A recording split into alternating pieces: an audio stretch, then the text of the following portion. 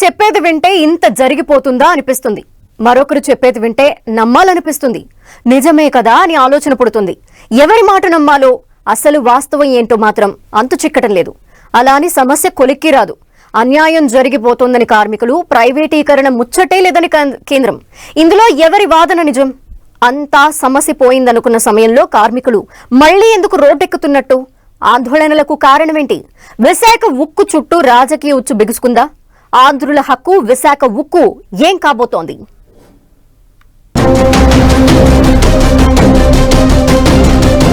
Vizag steel plant చుట్టూ రాజకీయ రచ్చ.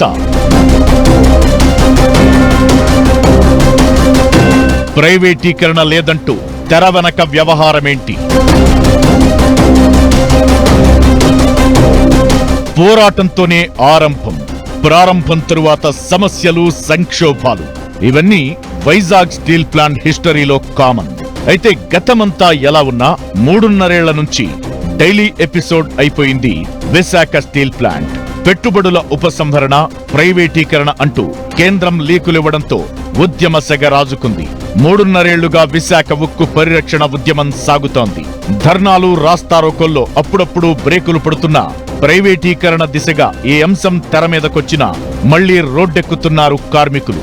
కొన్నాళ్లుగా అంతా సైలెంట్ గా ఉన్న స్టీల్ ప్లాంట్ వివాదం ఇప్పుడు మళ్లీ రచ్చకు దారితీస్తోంది.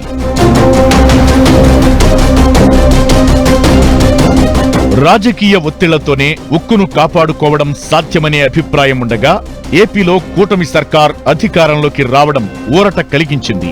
ఇప్పటి వరకు నిర్ణయాలన్నీ ఢిల్లీ స్థాయిలో తీసుకోగా క్షేత్రస్థాయి పరిస్థితుల అధ్యయనం జరుగుతోంది. ఈ మధ్య కేంద్ర పరిశ్రమల శాఖ మంత్రి HD Kumaraswamy Vizag steel plant ను సందర్శించి ప్రైవేటీకరణ ప్రసక్తే లేదని ప్రకటించారు. ఆ తరువాతే కీలక డెవలప్మెంట్స్ జరుగుతున్నట్లు కార్మికులు ఆరోపిస్తున్నారు. స్టీల్ ప్లాంట్ ఉత్పత్తిలో కీలకమైన 2 బ్లాస్ట్ ఫర్నేస్లను ఇప్పటికే మూసివేశారు. ప్రస్తుతం ఒక బిఎఫ్ యూనిట్ లో ఉత్పత్తి జరుగుతుండగా మరోవైపు తెర వెనుక చర్యలు వేగవంతమయ్యాయి. వివిధ విభాగాల్లో కీలకమైన ఎగ్జిక్యూటివ్లు, టెక్నికల్ సిబ్బందిని ఎన్ఎండిసికి డెప్యుటేషన్ పై సాగనంపే కార్యక్రమం మొదలుపెట్టారు. ఛత్తీస్గఢ్ బస్తర్ అటవీ ప్రాంతంలో national mineral development corporation Nagarnar steel plant కోసం విశాఖపట్నం స్టీల్ ప్లాంట్ నుంచి టెక్నికల్ ఎక్స్పర్ట్స్ ను తరలించే ప్లాన్ జరుగుతోంది. నగర్నార్ ప్లాంట్ కు 500 మంది ఉద్యోగులను పంపించేస్తే ఇక్కడ కీలకమైన విభాగాలు క్లోజ్ అయ్యే ప్రమాదముందంటున్నాయి కార్మిక సంఘాలు. స్టీల్ ప్లాంట్ లో వివిధ విభాగాల్లో 30,000 మంది కార్మికులు ఉంటే ఆ సంఖ్య ఇప్పటికే 12,500 మందికి పడిపోయింది. సీనియర్ మేనేజర్ క్యాడర్ ఉద్యోగులు 200 మందికి పైగా రాజీనామా చేసి వెళ్లిపోయారు. నెలకు 20 మంది పదవీ విరమణ పొందుతున్నారు. ఆ పోస్టులన్నీ ఖాళీగా మిగిలిపోగా ఇప్పుడు 500 ఉద్యోగాలకు డెప్యుటేషన్ పేరుతో ఎసరు పెట్టింది. అత్యంత కీలకమైన బ్లాస్ట్ ఫర్నేస్, కోకోవన్, షిప్పింగ్, స్టోర్స్, ఆర్థిక శాఖల్లో ఎక్కువ ఉద్యోగులు కావాలని నగర్నార్ స్టీల్ ప్లాంట్ అడుగుతోంది. అంటే 15 ఏళ్ల సీనియారిటీ ఉన్న సిబ్బంది అక్కడికి వెళ్లిపోతే ఆ ప్రభావం కీలక విభాగాలపై పడే అవకాశముంది. మరోవైపు ఆర్థిక భారం తగ్గించుకునే ప్రయత్నంలో భాగంగా 4,000 మంది కాంట్రాక్టు కార్మికులను ఇంటికి పంపించేందుకు సిద్ధమైందని కార్మిక సంఘాలు చెబుతున్నాయి.